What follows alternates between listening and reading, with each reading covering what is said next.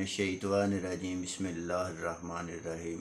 इरशाद health centre की तरफ से हकीम इरशाद तमाम नाज़रीन को अस्सलाम वालेकुम वरहमतुल्लाह। तमाम दोस्त जो मेरी वीडियो को देख रहे हैं, अल्लाह पाक इन सब को तंदुरुस्ती और सेहत वाली ज़िंदगी अता फ़रमाए। आज एक नई वीडियो और बेहतरीन नुस्खे के साथ आपकी खिदमत में हाज़िर हूँ।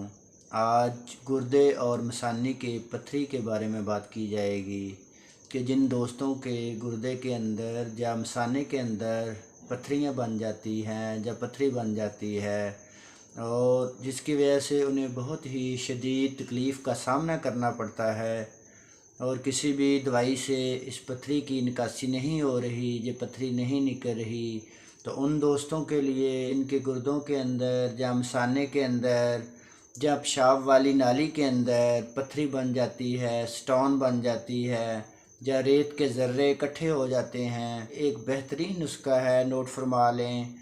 नंबर 1 पर आपने सिरका सेब लेना है 5 चम्मच। नंबर 2 पर नींबू का रस लेना है 5 चम्मच। नंबर 3 पर आपने जैतून का तेल लेना है 5 चम्मच। और नंबर 4 पर आखिरी चीज़ है, आपने छोटा शहद डालना है इसके अंदर 5 चम्मच। ये 5 किस्म की चीज़ें हैं, कहीं से भी आपको बआसानी मिल जाएंगी, किसी भी करीबी कंसाल स्टोर से ले लें।